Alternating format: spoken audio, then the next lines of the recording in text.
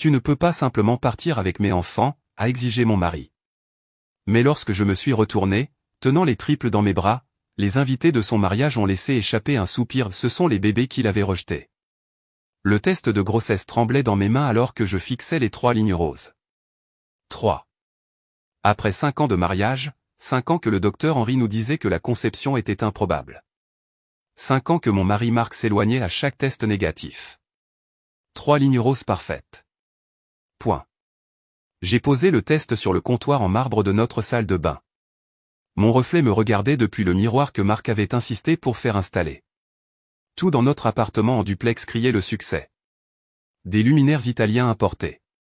Du designer pour tout et une étiquette de prix qui reflétait le statut de Marc, l'un des chirurgiens cardiaques les plus éminents de la ville. Avant de nous replonger, dites-nous d'où vous regardez. Mais ces 3 lignes représentaient quelque chose que l'argent ne pouvait pas acheter. Mon téléphone vibrait contre le comptoir. Marc textait depuis l'hôpital. Encore au travail tard. Ne m'attends pas. Une autre chirurgie programmée. J'ai tapé et supprimé une douzaine de réponses avant de me décider à « OK.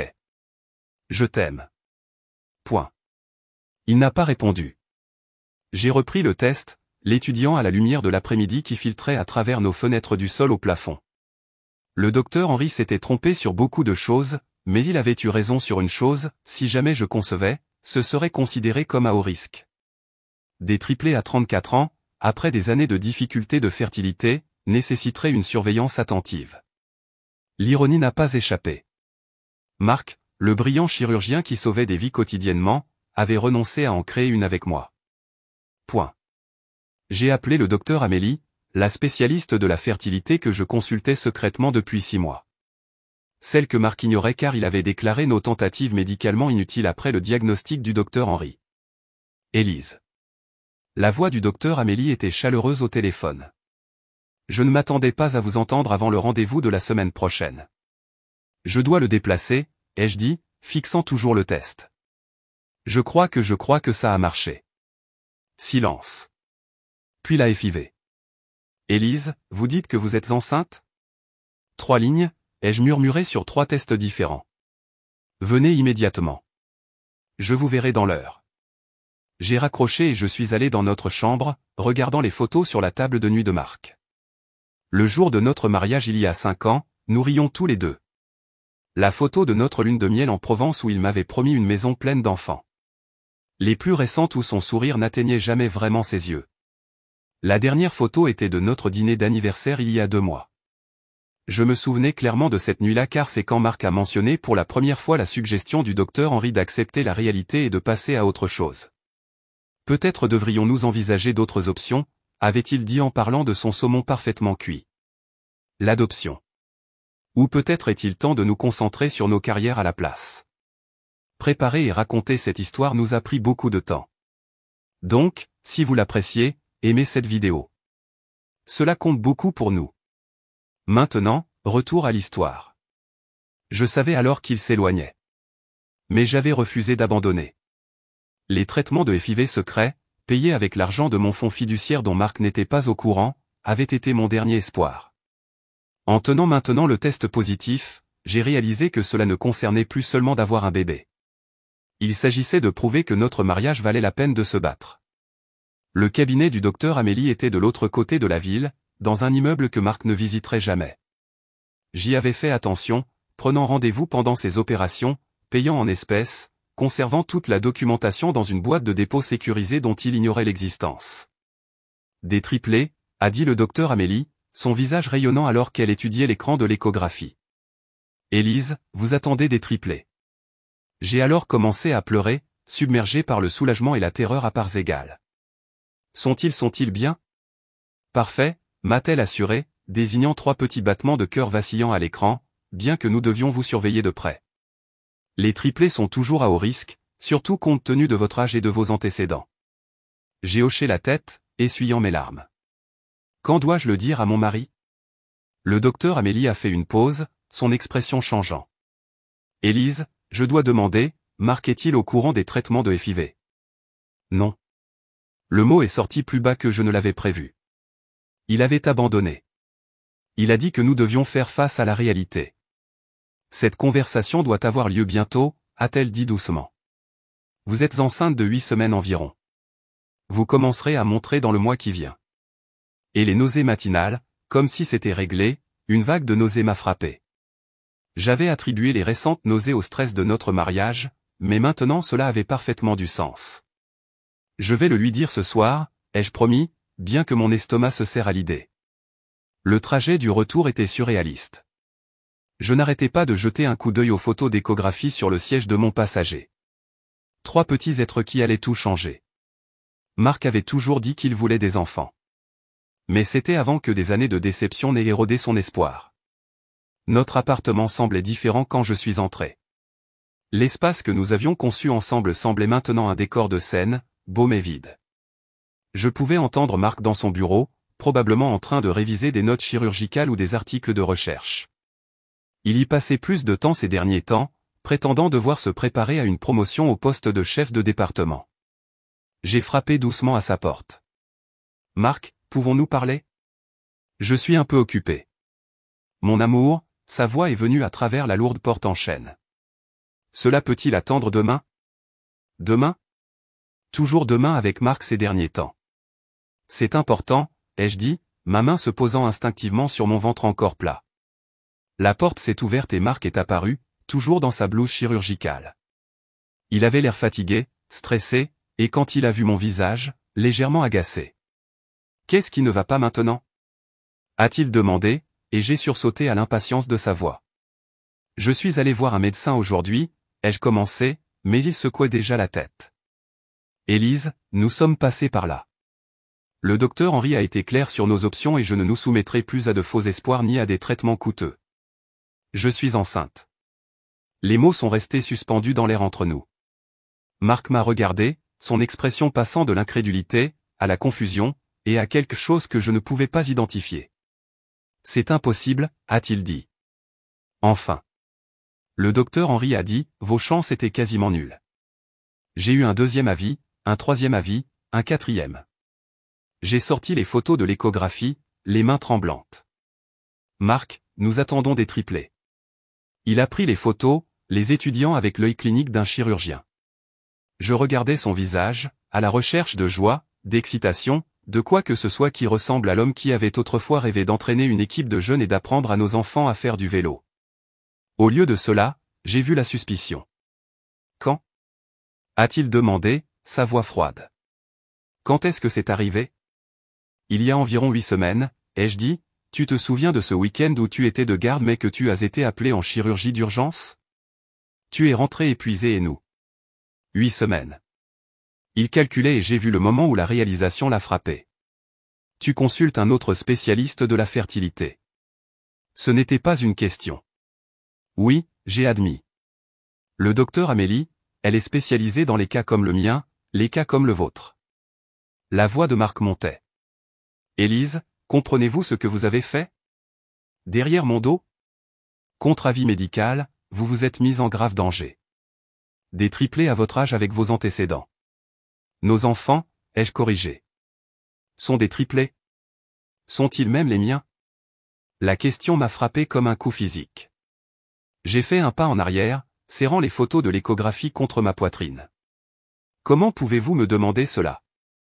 Vous vous faufilez depuis des mois, vous me mentez sur où vous alliez, vous cachez des traitements médicaux. La formation chirurgicale de Marc prenait le dessus. Sa voix devenait détachée et analytique. D'un point de vue médical, la conception spontanée de triplés chez une femme ayant vos antécédents de fertilité est très inhabituelle. Ils sont à vous, ai-je murmuré, les larmes commençant à couler. Ils sont à nous. J'ai besoin de réfléchir, a-t-il dit, se retournant vers son bureau. Cela change tout. Marc, attends. J'ai dit, j'ai besoin de réfléchir, Élise. La porte s'est fermée entre nous avec un doux clic qui ressemblait à une finalité. Point. Je suis resté dans le couloir longtemps, tenant les photos de nos bébés, l'écoutant passer des appels téléphoniques derrière la porte fermée. J'ai attrapé des fragments, des implications juridiques, une grossesse à haut risque, une faute professionnelle médicale si quelque chose tourne mal. Il pensait déjà comme un avocat au lieu d'un père. Cette nuit-là, je me suis allongé seul dans notre lit king size, ma main posée sur mon ventre où 3 petites vies grandissaient. Marc n'est jamais venu au lit. Quand je me suis réveillé à 3 heures du matin pour aller aux toilettes, un symptôme que je comprenais maintenant.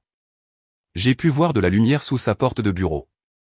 Le lendemain matin, je l'ai trouvé dans la cuisine, déjà habillé dans un nouveau costume, buvant du café et lisant des revues médicales sur sa tablette. Nous devons parler des options de terminaison, a-t-il dit sans lever les yeux. Terminaison? Le mot est sorti comme un hoquet. Élise, sois réaliste. Les triplés sont à haut risque dans les meilleures circonstances. Compte tenu de votre âge et de vos antécédents de fertilité, les chances de complications sont importantes. Et si quelque chose vous arrive, si quelque chose m'arrive, qu'est-ce que? Vous serez libre de vous marier avec quelqu'un de plus jeune, quelqu'un de plus fertile. Marc m'a finalement regardé, son expression froide et clinique. Je pense à ta santé. Tu penses à ta carrière. J'ai rétorqué, et à la façon dont une épouse handicapée ou une grossesse à haut risque pourrait affecter votre promotion au poste de chef de département. Ce n'est pas, n'est-ce pas?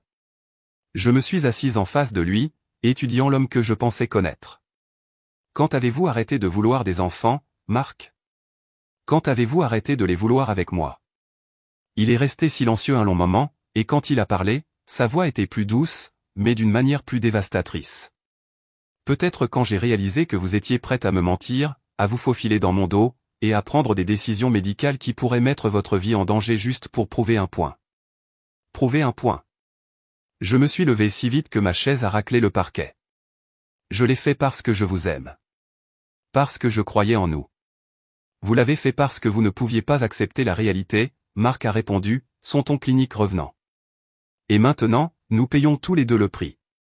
Je voulais argumenter, me battre, lui faire comprendre. Mais en regardant son visage, j'ai réalisé quelque chose qui m'a serré la poitrine de panique. Marc avait déjà pris sa décision. La question n'était pas de savoir s'il voulait ses bébés. La question était de savoir s'il me voulait encore moi. J'ai une chirurgie dans 1 heure, a-t-il dit en se levant et en se redressant la cravate. Nous en discuterons ce soir quand je rentrerai. Mais il n'est pas rentré ce soir-là ni le lendemain. Le 3e jour, j'ai trouvé la note sur son oreiller. Je reste à l'hôpital. J'ai besoin d'espace pour réfléchir. Nous parlerons bientôt. Monsieur pas d'amour. Non, je suis désolé. Juste son initiale, comme s'il signait une ordonnance. Point. J'ai appelé le docteur Amélie. Le stress n'est pas bon pour les bébés, a-t-elle averti après que je lui ai expliqué la réaction de Marc. Vous avez besoin de soutien pendant cette période. Famille, amis. J'ai presque ri. Marc avait été mon monde entier pendant 5 ans. Mes parents étaient morts dans un accident de voiture 2 ans après notre mariage, et j'avais laissé mes amitiés s'estomper car j'étais consumé par le désir de concevoir. Le fonds fiduciaire qui avait payé la FIV était tout ce qui me restait de la fortune de ma famille. Je vais bien, ai-je menti, mais je n'allais pas bien. Les nausées matinales s'aggravaient, et le stress émotionnel faisait son œuvre. J'ai commencé à rechercher des groupes de soutien pour grossesse à haut risque, à lire tout ce que je pouvais sur les grossesses multiples et à faire des plans de secours qui n'incluaient pas Marc. C'est lors d'une de ces sessions de recherche tardive que j'ai trouvé l'article. Le docteur Marc Dubois promu chef de la chirurgie cardiaque au hôpital Saint-Louis. L'article datait d'il y a 2 jours. 2 jours après qu'il m'ait demandé des options de terminaison. 2 jours après qu'il ait quitté notre chambre. Il y avait une photo de Marc serrant la main du président du conseil d'administration de l'hôpital. Son sourire brillant et confiant. Le sourire dont je me souvenais de notre jour de mariage. L'article mentionnait son dévouement à son travail et sa concentration acharnée sur les soins aux patients. Il mentionnait également la réception de bienvenue prévue en son honneur. En bas, en plus petit, un détail qui m'a donné le sang-froid. Le docteur Dubois sera transféré dans le nouveau complexe de logement pour médecins adjacent à l'hôpital, ce qui permettra une plus grande disponibilité pour ses patients. Logement pour médecins, logement individuel. Point. J'ai appelé l'hôpital. Le bureau du docteur Dubois. C'est Sophie. Bonjour Sophie. C'est Élise Dubois, la femme du docteur Dubois. Je me demandais si vous pouviez m'aider avec les détails de la réception de bienvenue. Oh, Madame Dubois. La voix de Sophie s'est éclaircie. Je suis tellement désolé, mais le docteur Dubois a spécifiquement demandé que sa vie personnelle soit séparée des fonctions de l'hôpital. Il a dit qu'il ne voulait pas de distraction familiale pendant cette période de transition. Distraction familiale. Je vois. J'ai réussi.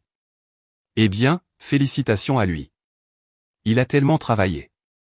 Sophie a continué, inconsciente qu'elle détruisait mon monde à chaque mot. Il vivait pratiquement à l'hôpital ces dernières semaines. Il mérite vraiment cette promotion.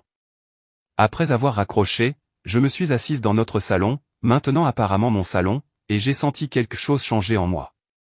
La dévastation était toujours là, mais en dessous, il y avait quelque chose de plus dur. Quelque chose qui me rappelait la femme que j'avais été avant. J'étais consumé par le désir de sauver mon mariage. Mon fonds fiduciaire n'était pas seulement de l'argent. C'était la liberté. J'ai appelé mon avocat. Avocat Richard gérait les affaires de ma famille depuis des décennies. Je ne m'attendais pas à vous entendre. Richard, je dois vous demander quelque chose de confidentiel. Si je voulais disparaître un moment, à quoi cela ressemblerait-il financièrement? Il y a eu une pause. Élise, tout va bien? C'est à propos de Marc. Je ne peux pas discuter des détails pour le moment, mais j'ai besoin de connaître mes options. Indépendance financière complète. Autre ville, autre vie. Votre fonds fiduciaire est substantiel, a dit Richard prudemment. Et il est entièrement à votre nom. Marc n'a aucune revendication légale dessus. Si vous vouliez déménager, vous pourriez vivre très confortablement où vous le souhaitez. Qu'en est-il des soins médicaux? Des soins médicaux continus et importants. Certainement gérables. Élise, êtes-vous en difficulté? J'ai baissé les yeux vers mon ventre où 3 petits battements de cœur devenaient plus forts chaque jour. Non, ai-je dit finalement. J'essaie de me sortir des ennuis. Ce soir-là, Marc est rentré pour la première fois depuis 3 jours. Je l'ai trouvé dans la cuisine mangeant des craquelins et buvant du thé au gingembre, les seules choses qui restaient digérées ces derniers temps. Élise, nous devons parler. Je l'ai regardé, cet homme que j'avais aimé si complètement, et je me suis senti étrangement calme. Félicitations pour votre promotion, ai-je dit. Il a eu la décence d'avoir l'air embarrassé. Vous en avez entendu parler. J'ai appelé votre bureau. Sophie a été très utile. Elle a mentionné quelque chose concernant le logement pour médecins. Marc s'est assis en face de moi, son expression sérieuse. Élise, j'ai beaucoup réfléchi ces derniers jours à nous, à ce que vous m'avez dit, à notre avenir, et je pense que nous savons tous les deux que ce mariage ne fonctionne plus depuis un moment, les problèmes de fertilité, le stress, les mensonges. Il s'est interrompu, puis a pris une profonde inspiration. Je pense qu'il serait préférable que nous nous séparions. Parce que je suis enceinte. Parce que nous voulons des choses différentes, a-t-il dit, sa voix douce mais ferme. Vous voulez une famille à tout prix, même si cela signifie risquer votre santé. Je veux un partenaire qui me fasse suffisamment confiance pour prendre les décisions médicales ensemble. Je vois. J'ai pris une gorgée de mon thé au gingembre, surprise par la régularité de ma voix. Et les bébés? Si vous choisissez de continuer la grossesse, je fournirai un soutien financier. Mais Élise, a-t-il fait une pause, rencontrant mes yeux, je ne peux pas être le père que vous voulez que je sois. Pas pour des enfants conçus par la tromperie. La tromperie? C'est ce qu'il a appelé ma tentative désespérée de sauver notre mariage. Je comprends, ai-je dit. Marc a semblé surpris. Vous comprenez? Oui. Je me suis levé brusquement, épuisé. Je comprends que vous êtes déjà passé à autre chose. La promotion, le nouveau logement, puis non. Politique de distraction familiale au travail. Vous avez fait votre choix, Élise. C'est bon, Marc. Vraiment? Je me suis dirigé vers le couloir, puis j'ai fait une pause. Je serai hors de l'appartement d'ici la fin de la semaine. Vous n'avez pas besoin de vous presser. Oui, je le dois, ai-je dit, comprenant enfin ce que je devais faire. Parce que vous avez raison sur une chose. Nous voulons effectivement des choses différentes. Que allez-vous faire? Je me suis retourné pour le regarder une dernière fois, mémorisant son visage. Dans quelques mois, quand mes enfants demanderont leur père, je voudrais me souvenir de lui tel qu'il est maintenant, brillant, prospère, et complètement convaincu de faire le bon choix. Je vais élever nos enfants, ai-je dit simplement. Quelque part loin d'ici. Élise, vous ne pouvez pas simplement disparaître. Regardez-moi. Je l'ai laissé assis dans notre cuisine, probablement déjà en train de calculer à quelle vitesse il pourrait déposer les papiers du divorce et passer à sa nouvelle vie. À l'étage, j'ai commencé à faire mes valises. Pendant que je pliais des vêtements et rassemblais des objets personnels, mon téléphone a sonné. Docteur Amélie. Élise, j'ai réfléchi à notre conversation concernant la gestion du stress. J'ai un collègue à Lyon, le docteur Rebecca Hartman. Elle est spécialisée dans les grossesses multiples à haut risque, et elle a accepté de vous prendre en patiente si vous êtes intéressé à déménager. J'ai arrêté de faire ma valise. Lyon. C'est assez loin pour un nouveau départ. Assez près d'excellentes installations médicales. Le docteur Hartman a accouché des centaines de triplés en bonne santé. Elle est très recommandée. Comment saviez-vous que j'aurais peut-être besoin de déménager? Le docteur Amélie a été silencieuse un moment. Parce que j'ai déjà vu ça, Élise. Le stress, le partenaire peu solidaire, les choix difficiles. Parfois, la géographie est le meilleur remède. J'ai regardé autour de notre chambre, les photos de Marc et moi, la vie que nous avions construite ensemble. Dans quelques heures, rien de tout cela n'aurait d'importance. Envoyez-moi les informations du docteur Hartman, ai-je dit. Je pense que je suis prête pour ce nouveau départ. Pendant que je continuais à faire mes valises, j'ai ressenti quelque chose que je n'avais pas ressenti depuis des mois. L'espoir. Pas pour la réconciliation, pas pour réparer ce qui était cassé, mais pour quelque chose d'entièrement nouveau. Au moment où Marc est monté, j'avais 3 valises pleines et un plan qui se formait. Élise, vous partez vraiment? Nous partons vraiment? Ai-je corrigé, ma main se portant sur mon ventre. Qu'il suive mon geste et juste un instant, j'ai vu quelque chose clignoter sur son visage. Le regret, la perte. Mais c'était parti si vite que j'aurais pu l'imaginer. Où irez-vous? Quelque part en sécurité, ai-je dit. Quelque part où nos enfants seront désirés. Marc est resté silencieux longtemps. Finalement, je n'ai jamais dit qu'il n'était pas désiré. Vous m'avez demandé de mettre fin à la grossesse. Je lui ai rappelé. Vous les avez appelés une tromperie. Vous êtes partis plutôt que de célébrer le miracle que nous espérions depuis 5 ans. J'ai fermé ma dernière valise. Ce n'est pas la réaction d'un homme qui veut des enfants. Élise. Il a tendu la main vers moi, mais j'ai reculé. Arrête, ai-je dit doucement. Vous avez fait votre choix. Laissez-moi faire le mien. J'ai appelé un service de voiturier pour me conduire à un hôtel pour la nuit. Demain, je prendrai l'avion pour Lyon et je recommencerai.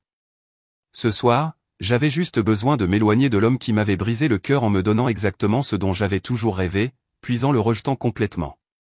Alors que la voiture s'éloignait de notre immeuble, je n'ai pas regardé en arrière. Mais dans le rétroviseur, j'ai pu voir Marc se tenir à notre fenêtre, me regardant partir. Au moment où il réalisera ce qu'il avait perdu, je serai parti et nos enfants seront en sécurité loin du genre de rejet qui m'avait presque détruite. L'avion pour Lyon décollera dans 14 heures. D'ici là, Élise Dubois ne serait qu'un souvenir. La femme qui est montée dans cet avion serait quelqu'un d'entièrement nouveau. La brume matinale de Lyon ressemblait à une bénédiction alors que je descendais de l'avion, enceinte de 6 mois et visiblement.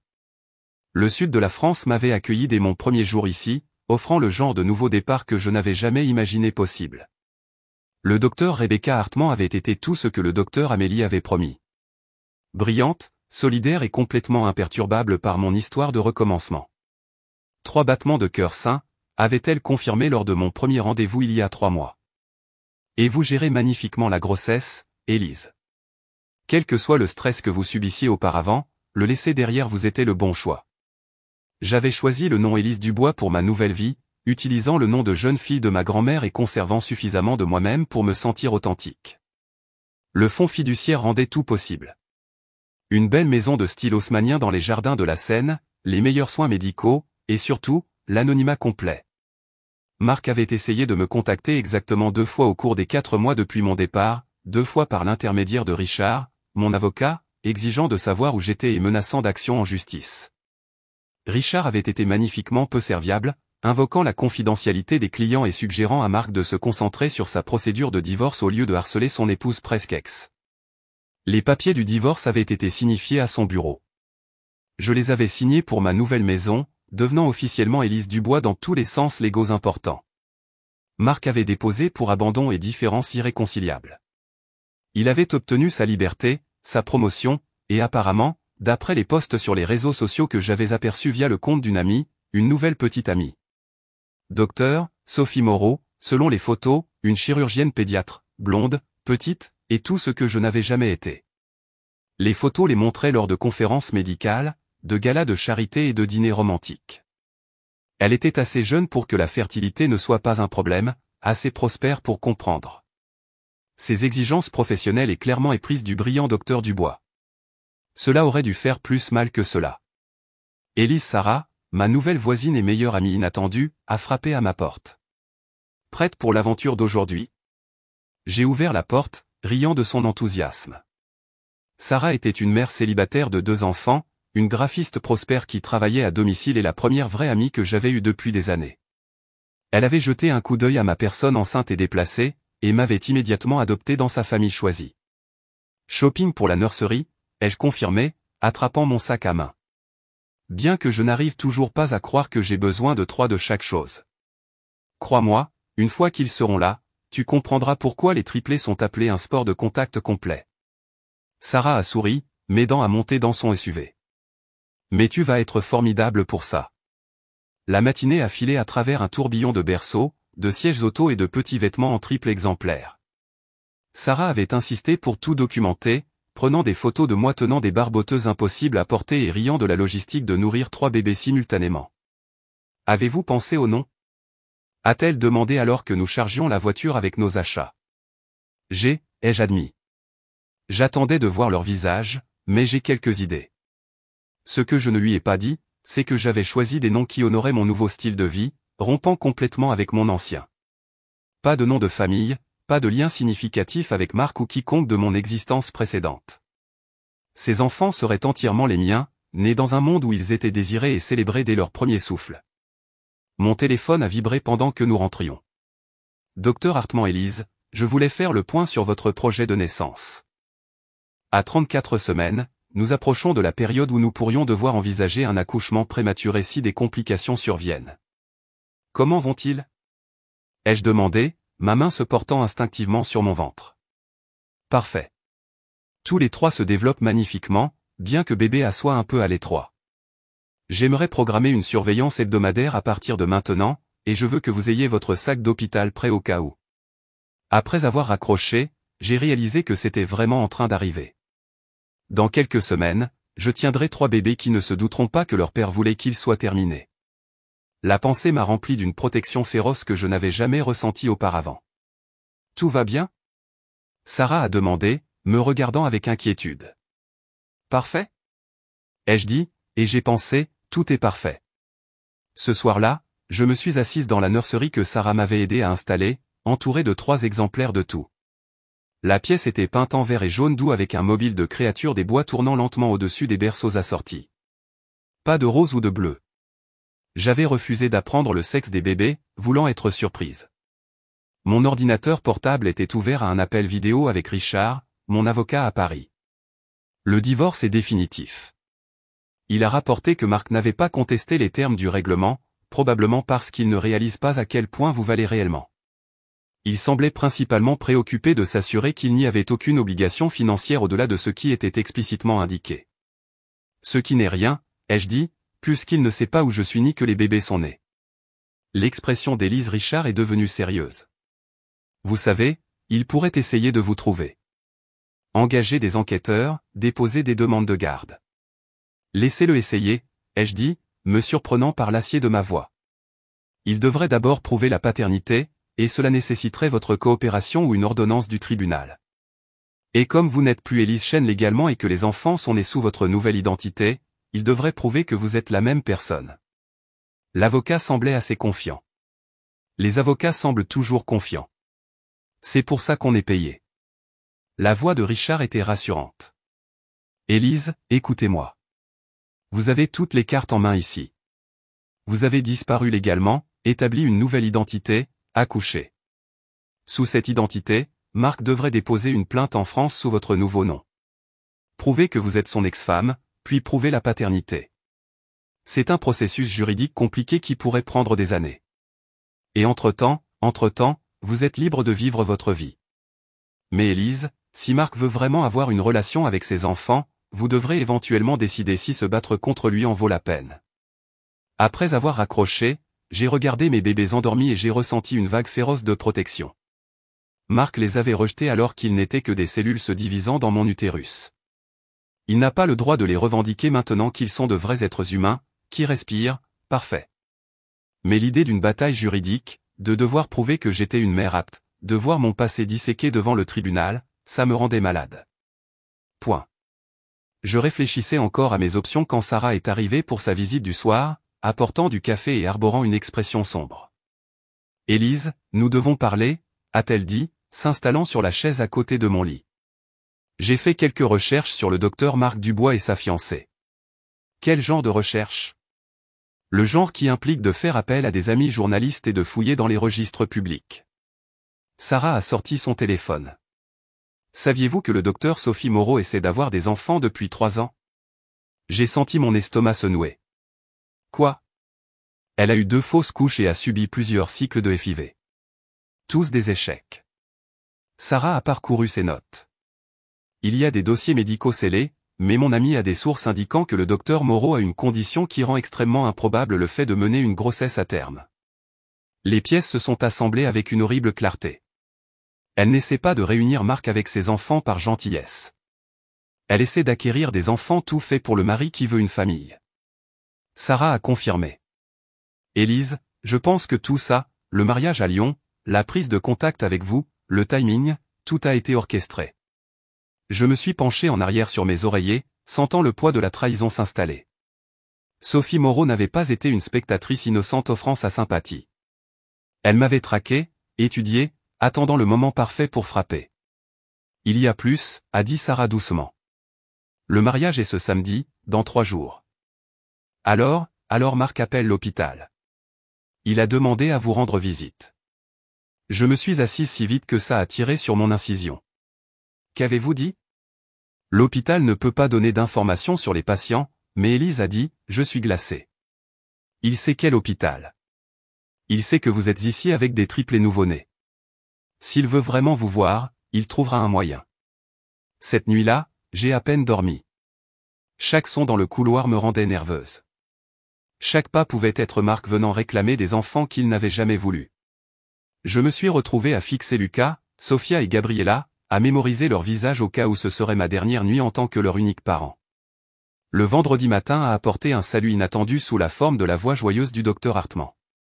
Élise, j'ai de bonnes nouvelles. Les 3 bébés vont très bien et vous guérissez plus vite que prévu. Je suis à l'aise pour vous laisser sortir aujourd'hui si vous voulez partir aujourd'hui. L'espoir a germé dans ma poitrine. Vraiment? Vraiment? Le pédiatre a donné son accord pour les 3 bébés. Votre incision est parfaite.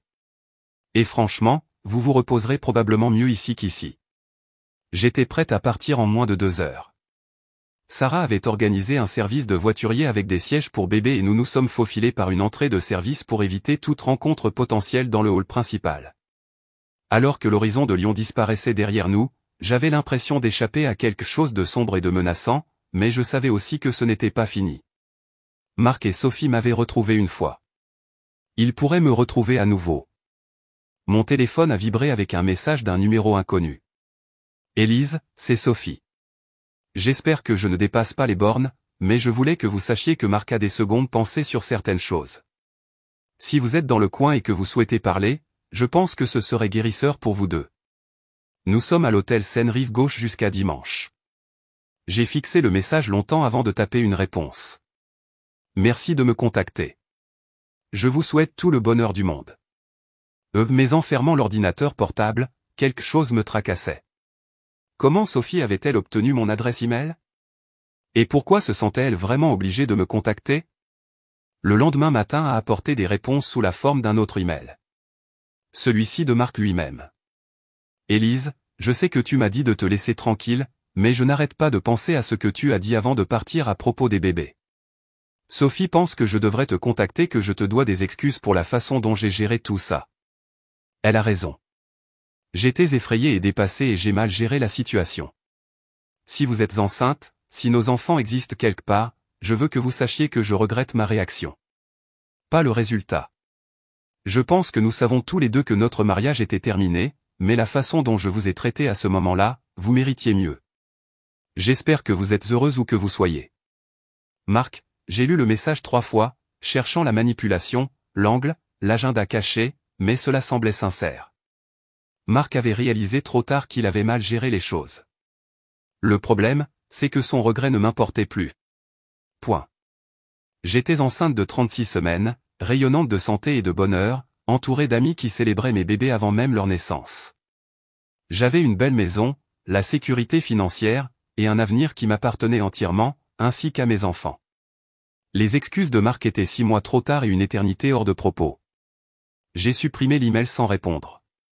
2 jours plus tard, Sarah a fait irruption dans ma maison avec son ordinateur portable, le visage rouge d'excitation. « Élise, tu dois voir ça. » Elle a ouvert son ordinateur sur une page de réseaux sociaux que je ne reconnaissais pas. Je faisais des recherches pour le mariage d'un client et je suis tombé sur ça. Regarde, la page appartenait à Sophie Moreau et était pleine de posts de planification de mariage, de photos de lieux, d'essayage de robes, de dégustation de gâteaux, tous les rituels d'une femme planifiant le mariage de ses rêves. Mais ce qui a attiré mon attention, ce sont les commentaires. Des amis et des collègues postaient des félicitations, mais il y avait une sous-couche. Je reconnaissais des murmures sur les fiançailles précipitées, des spéculations sur pourquoi il planifiait un mariage si rapidement après la finalisation de son divorce. « Regarde ce post », a dit Sarah, en faisant défiler une entrée récente. Sophie avait posté une photo d'elle-même dans une robe de mariée, radieuse et rayonnante. La légende disait, plus que 8 semaines. Marc et moi avons hâte de fonder une famille ensemble. Merci à tous pour votre soutien pendant cette période excitante. Fonder leur famille. Les mots m'ont frappé comme un coup physique. Il y a plus, a dit Sarah doucement, en faisant défiler les commentaires. Regarde ceci. Une des amies de Sophie avait commenté. Tellement excitant. Et Marc doit être ravi d'avoir enfin la famille qu'il a toujours voulu. Un autre, après tout ce qu'il a traversé avec son premier mariage, il mérite ce bonheur. Et puis celui qui m'a fait bouillir le sang, j'ai entendu son ex-femme. Elle ne pouvait pas avoir d'enfant. Comme c'est merveilleux qu'il ait trouvé quelqu'un qui puisse lui donner ce qu'il veut vraiment. Je me suis assise, les mains serrées en poing. Marc avait réécrit notre histoire. Je n'étais pas la femme qui était tombée enceinte contre toute attente et qui avait été rejetée pour cela. J'étais l'épouse stérile qui ne pouvait pas lui donner ce qu'il voulait. Élise, a dit Sarah doucement, ça va? Je vais bien. J'ai menti. Bien que ma tension artérielle soit probablement assez élevée pour inquiéter le docteur Hartmann. Il y a autre chose, a dit Sarah, sa voix prudente. Le mariage. Il est ici à Lyon. Je l'ai regardé vivement. Quoi? Le mois prochain? À l'hôtel Seine-Rive Gauche. Apparemment, Sophie a de la famille ici et il voulait un mariage à destination. Sarah a fait une pause. Élise, quelles sont les chances que Marc choisisse Lyon, de toutes les villes? Mon esprit s'emballait. Lyon était une grande ville, mais les lieux de mariage haut de gamme étaient limités. L'hôtel Seine-Rive Gauche était à moins de 10 miles de ma maison. Cela pourrait être une coïncidence, ai-je dit, mais je n'y croyais pas. Ou, a dit Sarah prudemment, quelqu'un lui a dit que vous pourriez être ici. Ce soir-là, je n'ai pas pu dormir. Chaque fois que je fermais les yeux, j'imaginais Marc traverser la rue où j'habitais, me reconnaissant malgré les changements que la grossesse avait apportés à mon apparence. J'imaginais qu'il voyait mon ventre arrondi et réalisait ce qu'il avait jeté. Mais pire encore, j'imaginais qu'il essayait de réclamer mes enfants. Au matin, j'avais pris une décision. J'ai appelé le docteur Hartmann. Je veux discuter de l'accouchement prématuré, ai-je dit sans préambule. Élise, tout va bien? Vous n'avez pas de contraction, n'est-ce pas? Non, mais j'ai des préoccupations concernant la sécurité personnelle.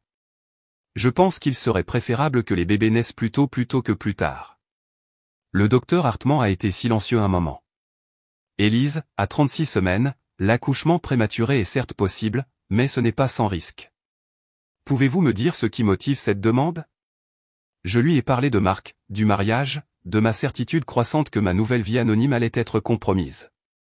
Je vois, a-t-elle dit finalement. Laissez-moi vous examiner cet après-midi. Si les bébés sont bien positionnés et que votre corps est prêt, nous pourrons discuter d'un accouchement prématuré contrôlé. Mais Élise, je dois que vous compreniez que c'est une décision importante. Je comprends. J'ai dit, mais docteur, j'ai besoin que ces bébés naissent avant que quiconque ne puisse interférer avec mes choix concernant leur avenir. Alors assurons-nous qu'ils arrivent en toute sécurité. Le docteur Hartmann a dit, venez à 14 heures. L'examen a révélé ce que j'espérais. Mon corps était prêt. Les bébés étaient en bonne santé, bien positionnés, et pouvaient être livrés en toute sécurité dans les prochains jours. Nous vous programmerons pour demain matin, a décidé le docteur Hartmann. Césarienne prévue et contrôlée. Vous aurez besoin de quelqu'un pour vous ramener à la maison et vous aider à la récupération. Je serai là, a dit Sarah immédiatement quand je l'ai appelée. Élise, vous êtes sûre de ça? Je n'ai jamais été plus sûre de rien de ma vie. J'ai répondu. Ce soir-là, je me suis assise dans la nurserie une dernière fois en tant que femme enceinte, mes mains reposant sur mon ventre où 3 vies se préparaient à entrer dans le monde. Demain, je rencontrerai mes enfants. Demain, Élise Dubois deviendra officiellement mère.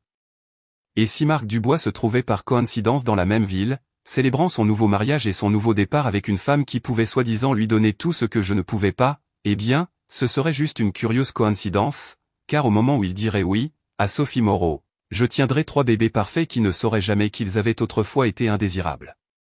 Mon téléphone a vibré avec un message d'un numéro inconnu. Élise, c'est Sophie. J'espère que je ne dépasse pas les bornes, mais je voulais que vous sachiez que Marc a des secondes pensées sur certaines choses. Si vous êtes dans le coin et que vous souhaitez parler, je pense que ce serait guérisseur pour vous deux. Nous sommes à l'hôtel Seine-Rive-Gauche jusqu'à dimanche. J'ai fixé le message longtemps avant de taper une réponse. Merci de me contacter. Je vous souhaite tout le bonheur du monde. Puis j'ai éteint mon téléphone et j'ai commencé à me préparer pour le matin qui allait tout changer. Demain, je deviendrai mère et Marc Dubois perdra sa dernière chance d'être père des enfants qu'il avait rejetés. L'ironie était parfaite.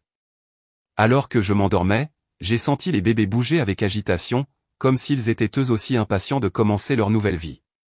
Dans quelques heures, ils prendront leur première respiration dans un monde où ils étaient complètement et totalement désirés. C'est tout ce qui importait. Tout le reste n'était que du bruit. Le premier cri a percé l'air à 7h23 un mardi matin qui allait pour toujours diviser ma vie en avant et après. Bébéa, mon fils, a annoncé son arrivée avec une sorte de cri indigné qui suggérait qu'il avait de fortes opinions sur le fait d'être expulsé de sa maison confortable. Il est parfait, a annoncé le docteur Hartmann, le plaçant sur ma poitrine pour ses précieux premiers moments avant que les infirmières ne l'emmènent pour examen. 3,2 kg. Excellente tonicité musculaire. Bébé a suivi 3 minutes plus tard. Ma première fille avec une entrée plus réfléchie dans le monde. Elle a ouvert les yeux immédiatement, semblant étudier les lumières vives de la salle de travail avec une concentration sérieuse. 3,1 kg. L'infirmière a crié. Belle couleur, battement de cœur fort.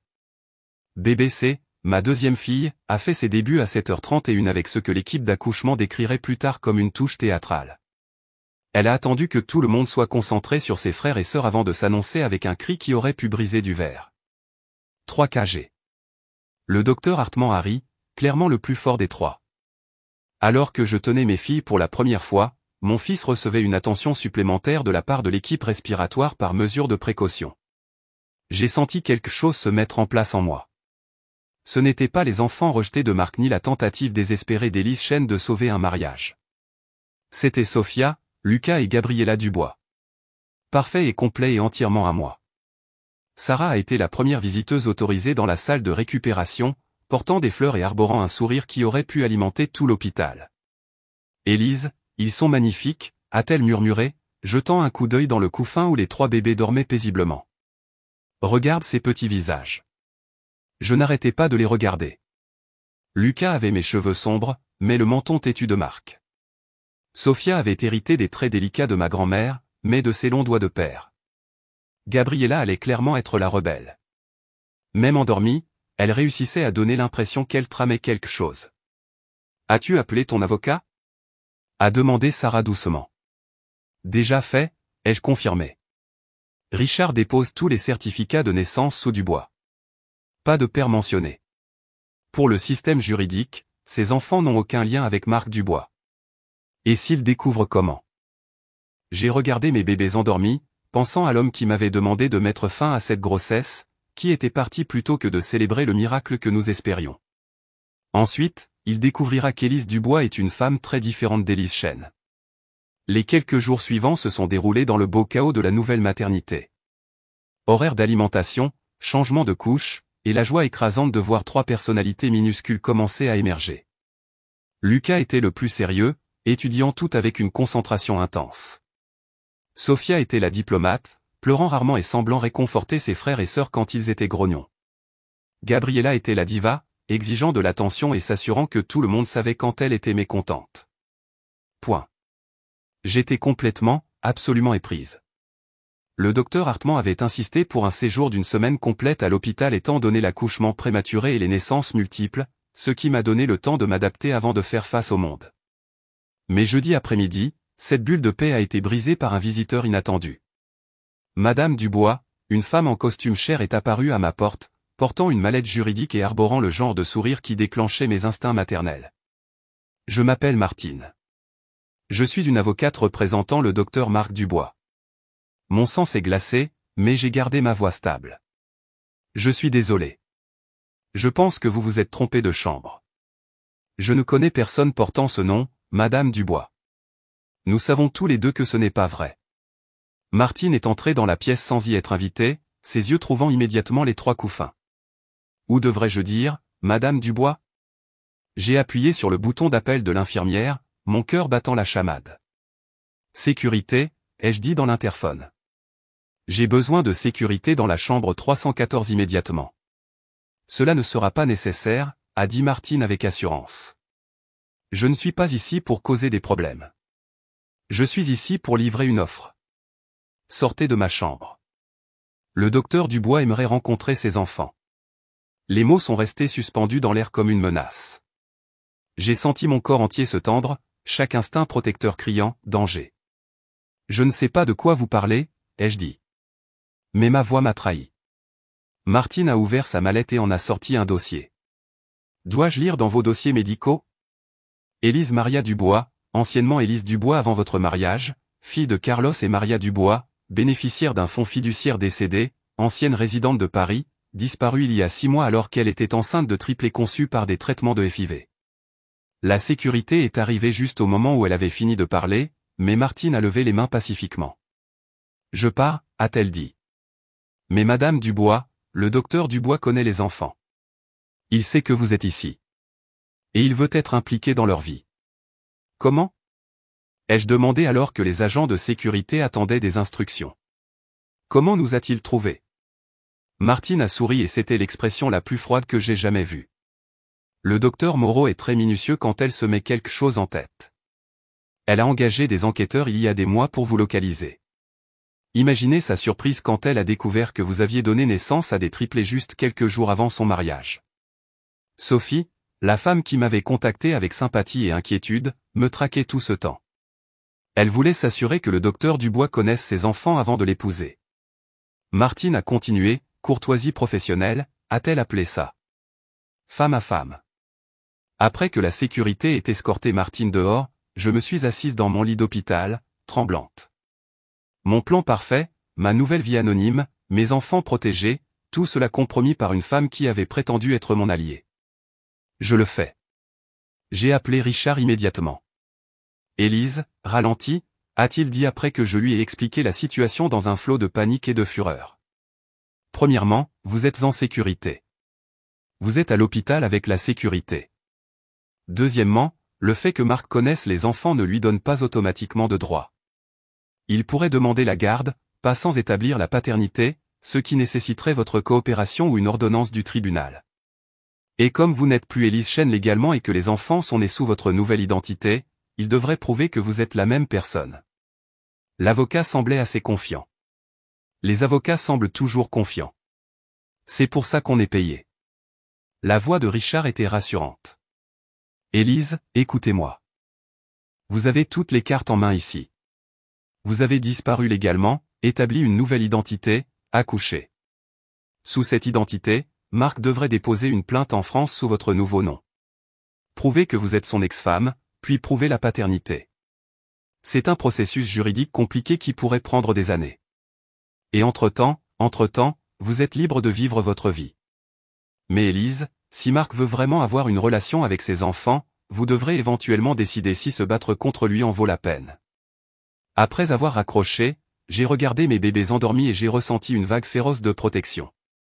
Marc les avait rejetés alors qu'ils n'étaient que des cellules se divisant dans mon utérus. Il n'a pas le droit de les revendiquer maintenant qu'ils sont de vrais êtres humains, qui respirent, parfait.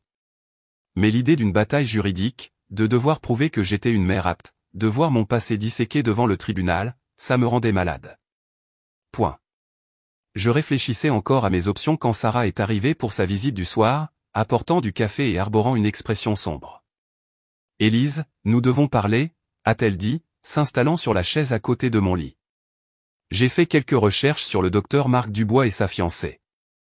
Quel genre de recherche?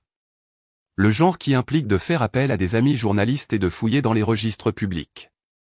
Sarah a sorti son téléphone. Saviez-vous que le docteur Sophie Moreau essaie d'avoir des enfants depuis 3 ans? J'ai senti mon estomac se nouer. Quoi? Elle a eu 2 fausses couches et a subi plusieurs cycles de FIV. Tous des échecs. Sarah a parcouru ses notes. Il y a des dossiers médicaux scellés, mais mon ami a des sources indiquant que le docteur Moreau a une condition qui rend extrêmement improbable le fait de mener une grossesse à terme. Les pièces se sont assemblées avec une horrible clarté.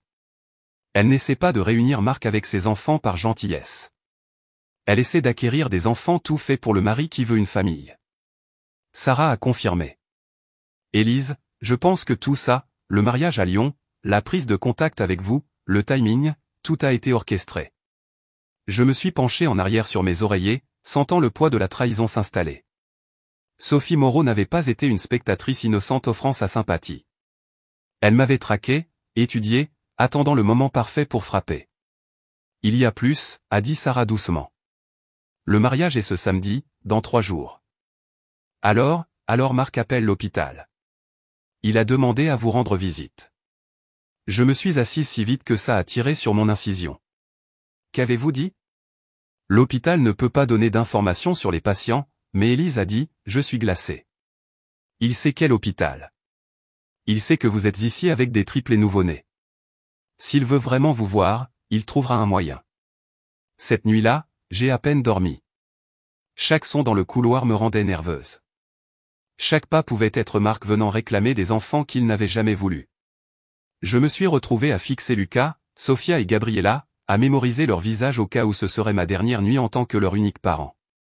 Le vendredi matin a apporté un salut inattendu sous la forme de la voix joyeuse du docteur Hartmann.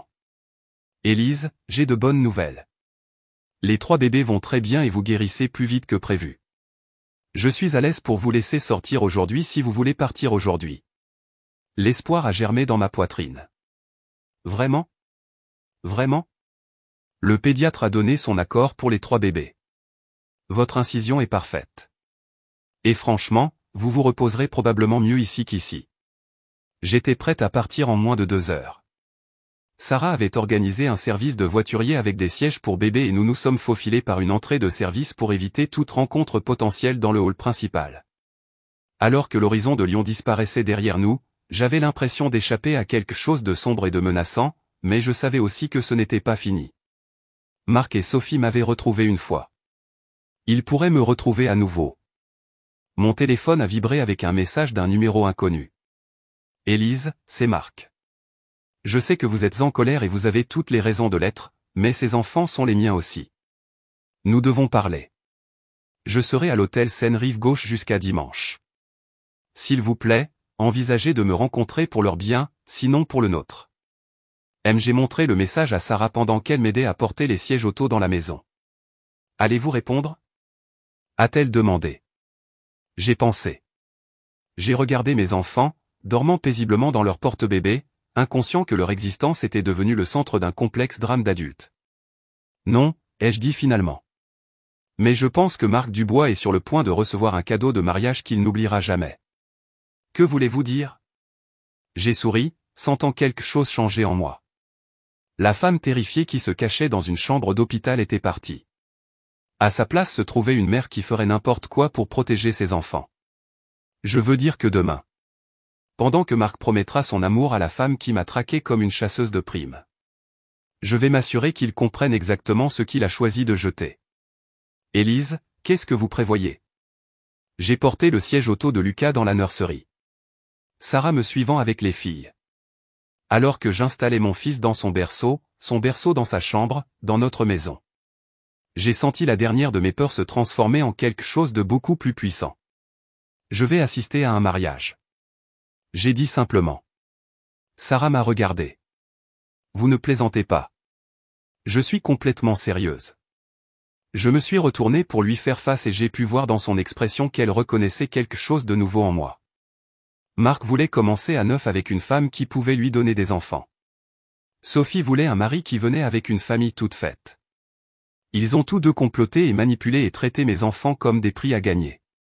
Élise, demain, ils apprendront que la femme qu'ils ont traquée n'est pas la même femme qui a quitté Paris il y a 6 mois. J'ai regardé mes enfants endormis. Ma voix devenant douce mais sérieuse. Ils apprendront que vous ne menacez pas les petits d'une mère sans conséquence. Le mariage était dans 18 heures. Suffisamment de temps pour planifier, préparer, et faire en sorte que le jour le plus heureux de Marc devienne un moment de clarté dévastatrice sur ce qu'il avait vraiment perdu. Après tout, il avait toujours aimé les entrées spectaculaires. Demain, je vais lui en offrir une qu'il n'oubliera jamais. Le samedi matin s'est levé avec une clarté cristalline que Lyon réservait à ses moments les plus dramatiques. Je me tenais dans ma chambre, étudiant mon reflet alors que je me préparais pour la performance d'une vie. La femme qui me regardait ne ressemblait guère à la femme brisée qui avait fui Paris il y a 7 mois. La maternité m'avait transformé d'une manière que je n'avais pas prévue. Mon corps était différent, plus doux à certains endroits, plus fort à d'autres, mais c'était mes yeux qui montraient le changement le plus dramatique. Disparu était le plaidoyer désespéré d'une femme essayant de sauver son mariage. À sa place se trouvait un regard ferme, intransigeant, de quelqu'un qui avait trouvé son véritable but. Vous êtes absolument sûr de ça? A demandé Sarah pour la 12e fois, faisant doucement rebondir Gabriella pendant que je finissais de me préparer. Parce qu'une fois que vous entrerez dans ce mariage, il n'y aura pas de retour en arrière. Je me suis glissé dans la robe de designer que j'avais choisie spécifiquement pour ce moment. Un bleu marine magnifique qui complétait ma silhouette post-grossesse tout en projetant une confiance sophistiquée. Le genre de robe qui annonçait que sa porteuse devait être prise au sérieux. Je n'ai jamais été plus sûr de rien, ai-je répondu, vérifiant mon apparence une dernière fois. Lucas, Sophia et Gabriella méritent de savoir quel genre d'homme leur père biologique est réellement. Et Marc mérite de voir exactement ce qu'il a choisi de jeter. Les bébés étaient habillés de leurs plus belles tenues, des barboteuses coordonnées couleur crème avec des broderies délicates que Sarah avait trouvées dans une boutique spécialisée dans les vêtements de bébés formels. À 6 jours, ils étaient encore assez petits pour être transportables, mais assez alertes pour être indéniablement présents. Le service de voiturier sera là dans 10 minutes, ai-je annoncé, rassemblant le sac à couches soigneusement emballé qui contenait tout ce dont nous aurions besoin pour notre entrée dramatique. Sarah, si vous avez des doutes sur le fait d'être mon complice, vous plaisantez? Sarah a souri, installant Sophia dans son siège auto. Je ne manquerai ça pour rien au monde. D'ailleurs, quelqu'un doit documenter le moment où le docteur Marc Dubois réalisera qu'il est le plus grand idiot de l'histoire médicale. L'hôtel Seine-Rive-Gauche était le principal lieu de mariage de Lyon. Un monument rutilant de luxe qui donnait sur la Saône. Alors que notre voiture arrivait dans le rond-point, j'ai pu voir d'autres invités arriver, des professionnels de la santé bien habillés et leurs conjoints discutant avec enthousiasme du couple heureux.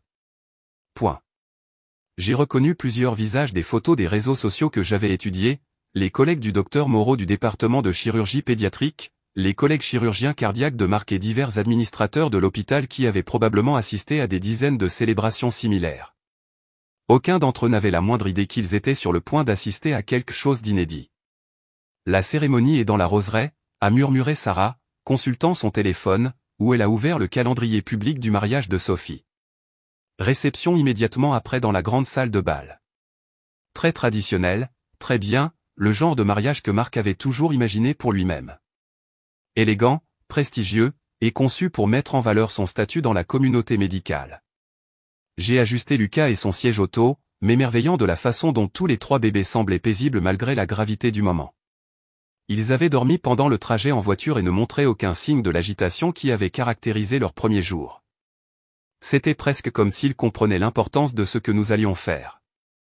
Élise, a dit Sarah doucement alors que nous approchions de l'entrée de l'hôtel. Êtes-vous sûr de vouloir faire cela publiquement? Nous pourrions attendre. Trouver un moment privé. Non. Ma voix était ferme. Marc a fait le choix de m'humilier et de me rejeter en privé. Il doit apprendre les conséquences publiquement. Le hall de l'hôtel bourdonnait d'activités pré-cérémonie. Les invités signaient le registre, prenaient les programmes et se dirigeaient vers la roseraie, où la cérémonie aurait lieu dans moins d'une heure.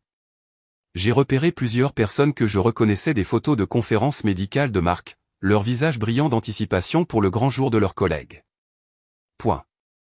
Nous avons trouvé des places au dernier rang du jardin, partiellement dissimulées par une treille fleurie qui nous cacherait jusqu'au moment crucial. Sarah avait apporté un appareil photo de qualité professionnelle avec un téléobjectif, soi-disant pour capturer la première sortie importante des bébés, mais en réalité pour documenter chaque instant de ce qui était sur le point de se dérouler.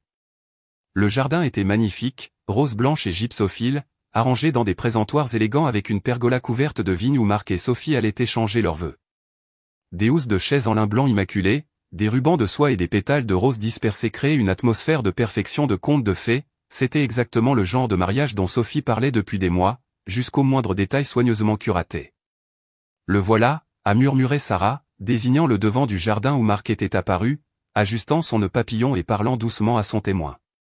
Mon souffle s'est coupé. 7 mois s'étaient écoulés depuis la dernière fois que je l'avais vu, et il était exactement comme le chirurgien prospère qu'il avait toujours été.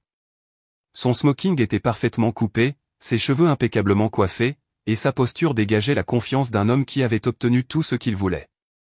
Point. Il souriait en discutant avec les invités, acceptant les félicitations et ressemblant à quelqu'un qui n'avait jamais douté de ses choix.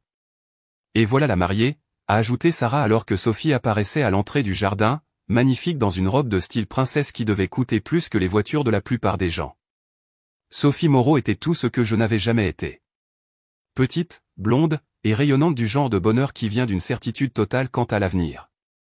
Elle se déplaçait dans le chaos pré-cérémonie avec une grâce habituée, s'embrassant à l'air avec des parents et posant pour des photos avec le calme sans effort de quelqu'un habitué à être au centre de l'attention. En la regardant, j'ai ressenti un mélange complexe d'émotions. Cette femme m'avait traqué à travers le pays, avait embauché des enquêteurs pour retrouver mes enfants, et avait manipulé Marc et moi pour ses propres fins. Mais elle allait aussi épouser un homme qui s'était révélé capable d'une cruauté dévastatrice face à des vérités inconvenantes. Alors, d'une manière étrange, j'ai presque eu pitié d'elle. Élise, a murmuré Sarah d'urgence. L'avocate est là. Celle qui est venue à l'hôpital. J'ai suivi son regard et j'ai repéré Martine près du premier rang, aussi prédatrice qu'elle l'était dans ma chambre d'hôpital. Elle scrutait la foule avec une intensité concentrée, comme quelqu'un s'attendant à des problèmes. Qu'elle s'y attende. Le quatuor à cordes a commencé à jouer, signalant que la cérémonie allait commencer. Les invités se sont installés à leur place. Des appareils photos de téléphone sont apparus et un silence d'attente est tombé sur le jardin. Marc a pris sa place à l'autel, son témoin à ses côtés. De mon point de vue à l'arrière, je pouvais voir clairement son profil, la mâchoire forte que j'aimais autrefois retracer avec mes doigts, l'expression sérieuse qu'il arborait lorsqu'il se concentrait sur quelque chose d'important. Je pensais qu'il avait l'air heureux, vraiment complètement heureux d'une manière que je n'avais pas vue depuis les premiers jours de notre mariage.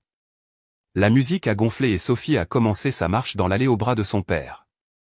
Elle était radieuse, son voile flottant derrière elle comme quelque chose sorti d'un film, son bouquet de roses blanches et de gypsophiles complétant parfaitement la décoration du jardin. Point.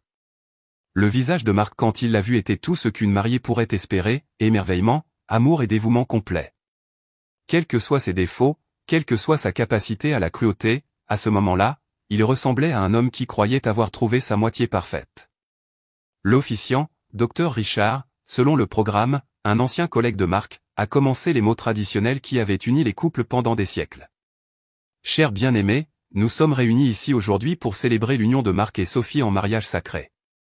Alors que la cérémonie progressait à travers ses rythmes familiers, je me suis retrouvé à étudier les visages des invités, professionnels de la santé, membres de la famille, amis, tous complètement absorbés par le tableau romantique qui se déroulait devant eux.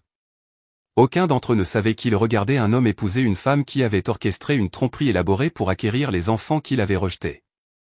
Aucun d'entre eux ne savait que ces enfants étaient assis à 20 pieds de distance, dormant paisiblement dans leur porte-bébé. Si quelqu'un peut montrer une raison valable pour laquelle ces deux-là ne devraient pas être unis en mariage, qu'ils parlent maintenant ou qu'ils se taisent à jamais. Le docteur Richard a modulé, sa voix portant facilement à travers le jardin silencieux. C'était ça. Le moment que j'attendais. Je me suis levé. Le mouvement était subtil au début, juste une femme se déplaçant sur son siège. Mais alors que je continuais à me lever, attrapant le porte-bébé de Lucas pendant que Sarah rassemblait les filles, la vague de prise de conscience a commencé à se propager dans la foule. Les gens des rangées arrière se sont tournés pour regarder, puis les rangées du milieu, puis le devant. Marc, complètement concentré sur Sophie, n'a pas remarqué le tumulte derrière lui. Mais Sophie, faisant face à la foule, a tout vu. Son visage est devenu blanc lorsqu'elle m'a reconnu. Son bouquet tremblait dans ses mains, et j'ai vu ses lèvres former un seul mot silencieux, non. Je me suis dirigé dans l'allée avec des pas délibérés et mesurés, portant Lucas, tandis que Sarah suivait avec Sophia et Gabriella. Les bébés, comme s'ils sentaient la gravité du moment, sont restés paisibles et alertes. Des murmures ont éclaté dans tout le jardin alors que les invités essayaient de comprendre ce qu'ils voyaient. Qui était cette femme? Pourquoi interrompait-elle la cérémonie et était-ce des bébés? Marc s'est finalement retourné pour voir ce qui causait l'agitation, et nos regards se sont rencontrés à travers 20 pieds de pétales de roses dispersés. Le choc sur son visage était tout ce que j'avais espéré et plus encore. Il est devenu complètement immobile, sa bouche s'ouvrant, sa main se tendant inconsciemment vers moi avant de s'arrêter à mi-geste. « Élise » a-t-il murmuré, sa voix à peine audible au-dessus du murmure croissant des invités confus. Point. J'ai continué à marcher jusqu'à être assez proche pour parler sans crier. Assez près pour qu'il voie clairement ce qu'il avait jeté. « Bonjour, Marc » ai-je dit, ma voix stable et claire. Je crois que vous vouliez rencontrer vos enfants. Le silence qui a suivi était assourdissant. 200 invités ont retenu leur souffle collectivement alors que les implications de mes mots se faisaient sentir. Marc a regardé le bébé dans mes bras, puis les deux porte-bébés que Sarah tenait, puis de nouveau moi. Son visage est passé par une douzaine d'émotions, choc, incrédulité, reconnaissance, et quelque chose qui aurait pu être du chagrin. Ceux-ci sont, a-t-il commencé, puis s'est arrêté, incapable de finir la phrase.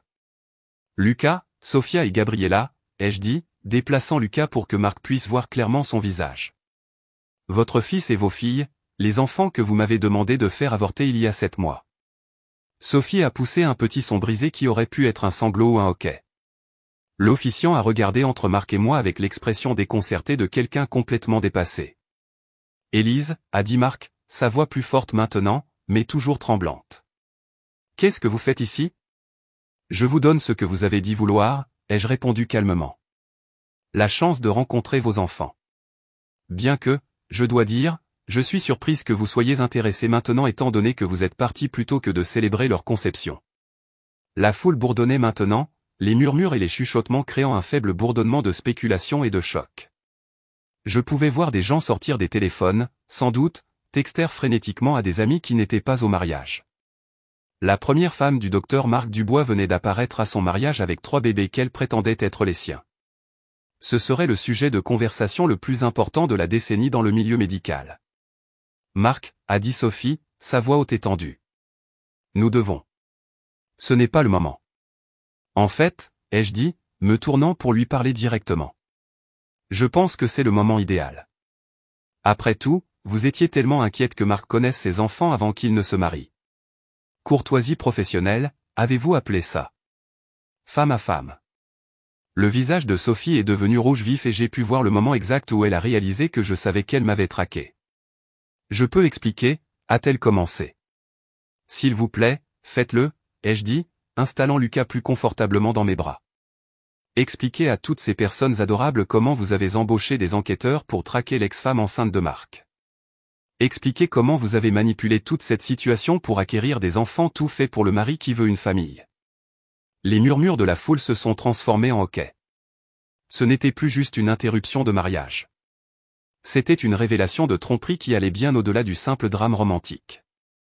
Marc a regardé entre Sophie et moi, la compréhension éclairant ses yeux. Sophie, est-ce vrai? Avez-vous? Saviez-vous pour Élise avant aujourd'hui? Marc, je peux tout expliquer, a dit Sophie désespérément. J'essayais de te protéger. Protégez-lui. J'ai ri, le son portant clairement à travers le jardin silencieux. De quoi? Des conséquences de vos propres choix. Je me suis retourné vers Marc, rencontrant directement ses yeux. Il y a 7 mois, vous m'avez dit que ces enfants étaient une tromperie. Vous m'avez demandé de mettre fin à la grossesse plutôt que de risquer l'avancement de votre carrière. Vous êtes parti de notre maison plutôt que de me soutenir pendant une grossesse à haut risque. Marc a sursauté comme si je l'avais frappé. Élise, j'étais effrayé. Vous étiez égoïste. J'ai corrigé. Et maintenant, le jour où vous épousez une femme qui me traque comme une chasseuse de primes. Vous voulez les réclamer? L'officiant s'est raclé la gorge nerveusement. Peut-être devrions-nous reporter la cérémonie jusqu'à ce que cette affaire puisse être résolue en privé. Non, ai-je dit fermement. Cela doit être résolu ici même, maintenant, devant tous ces témoins. J'ai regardé autour de la foule de visages choqués. Parce que je veux que tout le monde comprenne exactement quel genre d'homme est Marc Dubois. J'ai levé Lucas plus haut, m'assurant que Marc pouvait voir clairement son visage. C'est votre fils. Il a votre menton et votre obstination.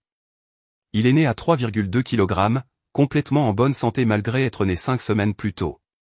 Les yeux de Marc se sont remplis de larmes alors qu'il regardait Lucas, sa main se tendant à nouveau avant de tomber à ses côtés. Et celle-ci, ai-je continué, en hochant la tête vers Sarah et les porte-bébés, sont vos filles, Sophia et Gabriella. Elles sont belles, brillantes, et parfaites à tous égards. Élise, a murmuré Marc, je ne savais pas. Vous ne vouliez pas savoir. J'ai corrigé.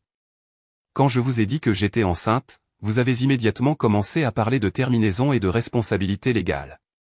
Quand j'ai essayé de partager ma joie avec vous, vous êtes parti. Quand j'avais le plus besoin de votre soutien, vous m'avez abandonné. La foule était complètement silencieuse maintenant, absorbée par le drame qui se déroulait devant eux. C'était mieux que n'importe quel feuilleton, plus captivant que n'importe quelle émission de télé-réalité. Et maintenant, ai-je continué, ma voix devenant plus forte. Il y a 7 mois, le jour de votre mariage avec une femme qui me traque à travers le pays. Vous voulez jouer au père? J'ai fait une erreur, a dit Marc, les larmes coulant maintenant librement sur ses joues. Élise, j'ai fait une terrible erreur. J'étais dépassé et effrayé et j'ai mal géré tout ça. Oui, vous l'avez fait. J'ai convenu. Et la conséquence de cette erreur est que ces enfants n'ont pas besoin de vous. Ils ont une mère qui les voulait dès leur conception. Ils ont un foyer où ils sont célébrés, pas considérés comme des inconvénients. Ils ont un avenir qui ne dépend pas de votre approbation ou de votre soutien. Je me suis tourné pour m'adresser directement à la foule, ma voix portant à chaque coin du jardin. Je veux que tout le monde ici comprenne quelque chose. Ces enfants existent parce que j'ai refusé d'abandonner l'espoir. Ils sont en bonne santé et prospèrent parce que j'ai quitté un homme qui les considérait comme des problèmes à résoudre plutôt que comme des bénédictions à célébrer. Et ils sont ici aujourd'hui, parce que leur père mérite de voir exactement ce qu'il a choisi de jeter. Marc sanglotait maintenant, son apparence soigneusement entretenue se dissolvant alors que le poids de ses choix le frappait. Sophie se tenait immobile à ses côtés. Son mariage de conte de fées transformé en humiliation publique. Élise, a haleté Marc, s'il vous plaît, pouvons-nous parler en privé? Je veux. Je dois. Quoi, Marc? Qu'est-ce que vous devez? J'ai ajusté Lucas dans mes bras, sentant sa petite main agripper mon doigt. Devez-vous expliquer pourquoi vous épousez une femme qui a embauché des enquêteurs pour traquer vos enfants? Devez-vous justifier pourquoi vous ne vous intéressez à être père que maintenant que cela convient à l'agenda de votre nouvelle femme? Ce n'est pas Sophie, a commencé, mais je l'ai coupée. N'est-ce pas? Dites-moi, Madame Moreau, qu'est-ce que vous aviez exactement prévu de faire une fois que vous auriez localisé mes enfants? Pensiez-vous que je les leur remettrais simplement à l'homme qui les avait rejetés? Imaginiez-vous que nous jouerions tous à la famille heureuse? Le sang-froid de Sophie a finalement complètement cédé. Vous ne comprenez pas, a-t-elle dit, la voix brisée. Marc mérite d'être père. Ces enfants méritent d'avoir leur père dans leur vie. Ces enfants méritent d'être désirés, ai-je dit fermement. Et ils sont désirés par moi, complètement, inconditionnellement, dès leur conception. J'ai regardé autour de la foule de visages qui nous regardaient avec fascination et horreur. Je suis désolé d'avoir interrompu votre célébration, ai-je dit, ma voix portant clairement à travers le jardin, mais je voulais que Marc voie ses enfants. Je voulais qu'il comprenne ce qu'il avait choisi de quitter. Je me suis tourné une dernière fois vers Marc. Félicitations pour votre promotion, votre nouveau mariage, et votre nouveau départ. J'espère que vous et Madame Moreau serez très heureux ensemble. Élise, attends. Marc s'est avancé vers moi, mais je m'éloignais déjà. Sarah à mes côtés avec les filles. Au revoir, Marc, ai-je dit sans me retourner. Profitez de votre mariage. Alors que nous redescendions l'allée, j'ai pu entendre l'explosion des conversations derrière nous. 200 invités essayant de comprendre ce qu'ils venaient de voir. Des téléphones vibrant avec des messages et des appels, et le son de Marc appelant mon nom, mais je n'ai pas regardé en arrière. Nous avions délivré notre message. Marc Dubois savait maintenant exactement ce qu'il avait perdu. Tout le reste n'était que du bruit. Le trajet du retour du mariage s'est déroulé en silence, à l'exception des doux sons de 3 bébés endormis et de mon propre rythme cardiaque régulier. Sarah continuait de me jeter des coups d'œil dans le rétroviseur, s'attendant probablement à ce que je m'effondre, que je me réjouisse ou que je montre une réaction spectaculaire à ce que nous venions d'accomplir. Au lieu de cela, j'ai ressenti un sentiment de complétion écrasant. Pas exactement de la satisfaction, mais la certitude tranquille qui vient d'une clôture finale d'un chapitre qui aurait dû se terminer il y a des mois. Élise, a dit Sarah doucement alors que nous arrivions dans mon allée. Comment te sens-tu? J'ai regardé Lucas, son petit visage paisible et endormi, complètement inconscient qu'il venait d'assister au mariage de son père en tant qu'invité non invité. Libre, ai-je dit simplement. Les quelques heures suivantes se sont déroulées dans le rythme familier des soins au nouveau-né, l'alimentation, le changement, le réconfort. Gabriella était grognonne après toute l'excitation, mais Sophia et Lucas semblaient imperturbables par leur début dramatique dans la scène sociale de Lyon. Alors que je les installais dans leur berceau pour la nuit, j'ai senti mon téléphone vibrer constamment avec des notifications que j'ai choisi d'ignorer. Minuit, la curiosité a finalement eu le dessus. 17 appels manqués de Marc. 43 messages textes de divers numéros. Des dizaines de notifications sur les réseaux sociaux. J'ai d'abord parcouru les messages de Marc. Regardant son évolution émotionnelle se dérouler en temps réel. Élise, réponds à mon téléphone. Nous devons parler. Je sais que tu es en colère, mais partir ne résoudra rien. Ces enfants sont les miens aussi. Tu ne peux pas disparaître à nouveau. Élise, je t'en supplie. Rappelle-moi. J'ai fait des erreurs, mais je veux réparer ça. Je veux être leur père. Le mariage est annulé. Sophie et moi, c'est fini. Cela change tout. Le dernier message avait été envoyé il y a 20 minutes. Je suis devant ta maison. S'il te plaît, laisse-moi entrer. Point. Je suis allé à la fenêtre avant et j'ai regardé à travers les rideaux. Effectivement, la BMW de Marc était garée de l'autre côté de la rue et je pouvais voir sa silhouette derrière le volant. Mon téléphone a sonné. Marc à nouveau cette fois, j'ai répondu. Élise, Dieu merci. S'il te plaît, pouvons-nous parler? Juste 5 minutes. Non, ai-je dit calmement. Tu ne peux pas entrer. Tu ne peux pas perturber le programme de sommeil de mes enfants. Et tu ne peux pas t'attendre à ce que je gère ta crise émotionnelle parce que ton mariage a implosé. Nos enfants, a-t-il corrigé. Élise, ce sont nos enfants. Non, Marc. Ce sont mes enfants. Tu as fait ce choix il y a 7 mois quand tu es parti plutôt que de célébrer leur existence. J'étais effrayé. Vous étiez égoïste. J'ai interrompu. Et maintenant, tu es assis dehors devant ma maison parce que les voir t'a fait réaliser ce que tu avais jeté. Mais ce n'est pas à moi de résoudre ce problème. Élise, s'il te plaît, laisse-moi juste les voir à nouveau.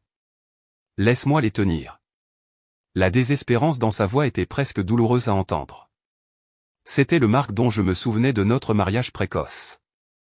Vulnérable, émotionnel, humain. Mais j'avais appris à la dure de ne pas faire confiance à cette version de lui quand des décisions difficiles devaient être prises. Rentre chez toi, Marc, ou va voir Sophie, ou va dans un hôtel, mais tu ne peux pas rester ici. Les fiançailles sont terminées, a-t-il dit. Je les ai annulées après ton départ. Quand j'ai réalisé ce qu'elle avait fait, comment elle avait tout manipulé. Tant mieux pour toi. Cela ne change rien entre nous, n'est-ce pas? Sa voix s'est cassée. Élise, je les ai vus. J'ai vu mes enfants. Mon fils à mes yeux. Mes filles. Mon Dieu, elles sont belles. Comment pouvez-vous vous attendre à ce que je m'en aille simplement? de la même manière que vous vous êtes éloigné quand il n'était que des possibilités plutôt que des réalités? J'ai dit, de la même manière que vous avez privilégié votre carrière par rapport à votre famille. De la même manière que vous avez choisi de croire le pire de moi au lieu de me soutenir pendant la période la plus difficile de ma vie. Silence de l'autre côté de la ligne. Marc, je vais raccrocher maintenant. Je vais nourrir mes bébés et les remettre à dormir et continuer la vie que j'ai construite sans toi. Demain, tu te réveilleras et réaliseras que certaines décisions ne peuvent pas être annulées. Élise, attends. J'ai raccroché et éteint mon téléphone. Par la fenêtre, j'ai regardé Marc rester dans sa voiture pendant 1 heure de plus avant de finalement partir. Ce n'est qu'alors que je me suis permise de ressentir le poids de ce qui s'était passé. Le lendemain matin a apporté des visiteurs inattendus. Sarah est arrivée avec du café et des pâtisseries, suivie peu de temps après par une femme que je ne reconnaissais pas. Grande, élégante, avec des cheveux argentés et des yeux gentils. Élise, voici Madame Dubois, a dit Sarah prudemment. La mère de Marc. Je me suis tendu, instinctivement, me rapprochant des porte-bébés. Madame Dubois, appelez-moi Claire, a-t-elle dit, sa voix douce mais ferme. Et s'il vous plaît, ne me regardez pas comme si j'allais voler vos enfants. Je suis ici pour m'excuser. J'ai étudié son visage, à la recherche de signes de manipulation ou d'agenda caché.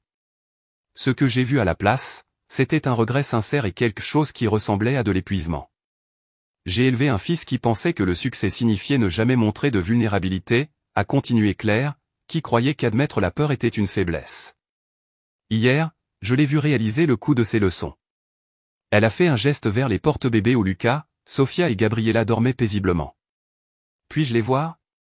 Après une hésitation, j'ai hoché la tête. Claire s'est approchée lentement comme si elle s'approchait de quelque chose de sacré. Mon Dieu, a-t-elle murmuré, des larmes se formant dans ses yeux. Ils sont parfaits. Ils le sont. J'ai convenu. Marc m'a appelé hier soir. Il était brisé. Complètement brisé. Claire a levé les yeux vers moi. Je n'ai jamais entendu mon fils pleurer comme ça. Je suis désolé qu'il souffre, ai-je dit. Et étonnamment, je le pensais. Mais sa douleur ne m'oblige pas à la réparer. Non, ce n'est pas le cas, a convenu Claire. Mais Élise, ces enfants ont une grand-mère qui aimerait beaucoup faire partie de leur vie, si vous le permettez. Je ne m'attendais pas à ça. Dans toute ma planification et ma préparation, je n'avais jamais envisagé que la famille de Marc voudrait une relation avec les enfants indépendamment de lui. Je dois y réfléchir, ai-je dit honnêtement. Bien sûr. Claire a sorti une enveloppe de son sac. Ceci est pour vous, pas de Marc. De moi. Considérez-le comme un cadeau de bébé d'une grand-mère qui aurait dû être là depuis le début. Après son départ, j'ai ouvert l'enveloppe pour y trouver un chèque de 50 000 € et une note manuscrite pour les fonds universitaires de Lucas, Sophia et Gabriella. Chaque enfant mérite de savoir qu'il est aimé par sa famille, même lorsque les adultes font de terribles erreurs. Avec amour et espoir, grand-mère Claire. L'attention médiatique a commencé cet après-midi. Quelqu'un au mariage avait filmé toute la confrontation et dimanche soir, la vidéo était en tête des réseaux sociaux avec des titres comme l'ex-femme du médecin fait irruption au mariage avec des triplés secrets et drame médical, l'interruption du mariage qui a cassé Internet. J'étais soudainement reconnaissante de mon changement de nom légal et de mon adresse à Lyon. La plupart des reportages se concentraient sur la mystérieuse ex-femme du docteur Marc Dubois sans m'identifier par mon nom ou ma localisation. Marc a essayé de m'appeler 17 fois de plus la semaine suivante. Je n'ai pas répondu. Au lieu de cela, je me suis concentré sur l'établissement de routine avec les bébés, la décoration de leur nurserie, et la construction lente d'une communauté d'autres parents à Lyon. Le fonds fiduciaire signifiait que je n'avais pas besoin de travailler immédiatement, me donnant le luxe d'être complètement présente pour les premiers mois de mes enfants. 2 semaines après le mariage, j'ai reçu une lettre formelle d'un cabinet d'avocats que je ne reconnaissais pas. Chère Madame Dubois, a-t-elle commencé et j'ai réalisé que Marc avait trouvé un moyen de contourner le problème d'identité. Notre client, Marc Dubois, nous a mandatés pour établir la paternité et les droits de visite concernant les enfants mineurs Lucas, Sophia et Gabriella Dubois, nés. Mes mains tremblaient en lisant le langage juridique exigeant des tests ADN, des évaluations de garde et un calendrier de visite formel. Marc mettait sa menace à exécution pour se battre pour l'accès aux enfants. J'ai appelé Richard immédiatement. Je m'y attendais, a-t-il dit après que je lui ai lu la lettre. Élise, tu savais que cela arrivait. Marc a des droits en tant que père biologique, et maintenant qu'il sait que les enfants existent, il va poursuivre ses droits. Même après nous avoir abandonnés, même alors, les tribunaux se soucient des meilleurs intérêts des enfants, pas de punir les parents pour des erreurs passées. Alors, que dois-je faire? Vous vous battez. Mais Élise, vous devez aussi considérer ce qui est vraiment le mieux pour Lucas, Sophia et Gabriella. Voulez-vous qu'ils grandissent en sachant que leur père a essayé de faire partie de leur vie, et vous l'avez empêché? Ce soir-là, je me suis tenu dans la nurserie à regarder mes enfants dormir, luttant avec la décision la plus difficile de ma vie. Je pouvais me battre contre Marc devant les tribunaux, probablement avec succès compte tenu de son abandon et des circonstances de leur conception. Mais voulais-je que l'enfance de mes enfants soit définie par une bataille pour la garde? Plus important encore, voulais-je qu'ils grandissent en croyant que leur père ne les voulait pas? La réponse m'est venue en regardant Sophia tendre la main à son frère dans son sommeil, leurs petits doigts s'entremêlant. Je voulais qu'ils grandissent en sachant qu'ils étaient aimés inconditionnellement par leur mère et que chaque décision que je prenais était dans leur meilleur intérêt, pas motivée par la colère ou la vengeance. J'ai appelé Marc. Élise, il a répondu au premier appel, sa voix haletante d'espoir. Nous devons parler, ai-je dit, mais pas de réconciliation, de nos enfants. Nous nous sommes rencontrés l'après-midi suivant dans un lieu neutre, un centre de médiation familiale que Sarah avait recommandé.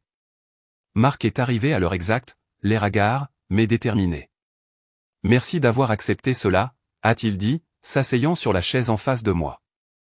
Je ne fais pas ça pour vous, ai-je précisé. Je le fais parce que Lucas, Sophia et Gabriella méritent mieux que de voir leur enfance définie par l'incapacité de leurs parents à communiquer. Marc a hoché la tête, acceptant la frontière. Je veux être leur père, a-t-il dit simplement. Pas à temps partiel, pas de visite le week-end. Je veux être présent dans leur vie, de la manière que vous permettrez. Même si vous vouliez initialement que je mette fin à la grossesse, Marc Dubois, c'est quelque chose que je regretterai toute ma vie. Élise, j'étais terrifié d'être père. Terrifié de leur échouer comme j'ai senti mon propre père m'avoir échoué. Alors, vous avez choisi de leur échouer préventivement. Oui, a-t-il dit doucement. Et ce fut la pire décision que j'ai jamais prise. Nous avons passé 3 heures avec le médiateur, à établir le cadre de ce qui deviendrait notre relation de coparentalité. Des visites supervisées au début, augmentant progressivement à mesure que Marc prouvait son engagement. Un soutien financier qui allait bien au-delà des exigences légales et, surtout, une transparence absolue sur toute relation future qui pourrait affecter les enfants. Et Sophie? Ai-je demandé alors que nous nous apprêtions à partir. Il n'y a pas de Sophie, a dit Marc fermement. Il n'y aura personne avant très longtemps. Je dois comprendre comment être le père qu'il mérite avant même de penser à être le partenaire de quelqu'un. 6 mois plus tard, je regardais depuis le banc du parc alors que Marc poussait Sophia sur la balançoire bébé pendant que Lucas et Gabriella faisaient la sieste dans leur landau. L'homme hésitant et maladroit qui avait d'abord tenu ses enfants avec des mains tremblantes s'était transformé en quelqu'un de confiant et naturel avec eux. Il venait tous les mardis et jeudis pour des visites supervisées et tous les samedis pour des sorties plus longues au parc ou au musée pour enfants. Il n'a jamais manqué une visite programmée, n'a jamais appelé pour le travail, et n'a jamais essayé de négocier plus de temps que ce que nous avions convenu.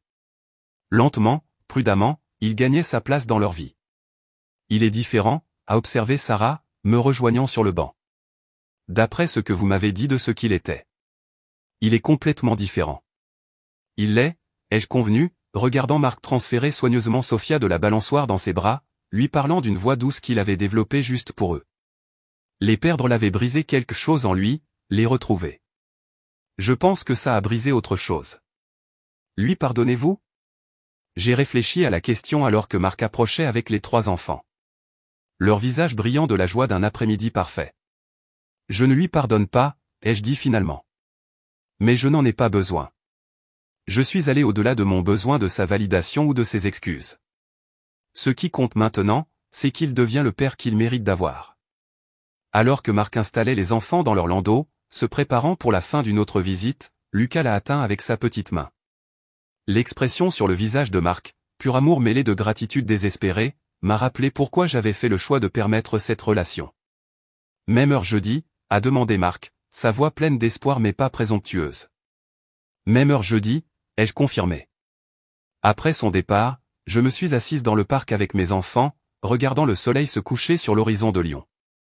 En 18 mois, j'avais perdu un mariage, gagné 3 humains parfaits, et appris que la meilleure vengeance n'est pas de détruire quelqu'un qui vous a blessé. La meilleure vengeance est de construire quelque chose de si beau que leur présence ou leur absence devienne insignifiante. Marc passerait le reste de sa vie à essayer de compenser le choix qu'il avait fait dans ces mois cruciaux. Il serait un bon père, peut-être même un excellent, mais il ne serait jamais leur premier choix. Il ne serait jamais le parent qui était là depuis le début, qui les voulait quand il n'était que des possibilités plutôt que des réalités. Cet honneur n'appartenait qu'à moi. Et alors que je chargeais Lucas, Sophia et Gabriella dans leur siège auto pour le trajet de retour vers la vie que nous avions construite ensemble, j'ai réalisé que c'était exactement comme cela que cela devait être. Certaines histoires ne se terminent pas par le pardon ou la réconciliation ou une résolution nette. Certaines histoires se terminent avec une mère et ses enfants rentrant à la maison dans la lumière dorée de l'heure, sachant qu'ils sont exactement là où ils appartiennent. C'était l'une de ces histoires et c'était parfait. Ensuite, vous avez deux autres histoires remarquables sur votre écran. Si celle-ci a fait mouche, vous ne voudrez pas les manquer. Cliquez simplement dessus et regardez-les. Et n'oubliez pas de liker, de vous abonner et d'activer la cloche de notification pour ne manquer aucune mise en ligne d'eux.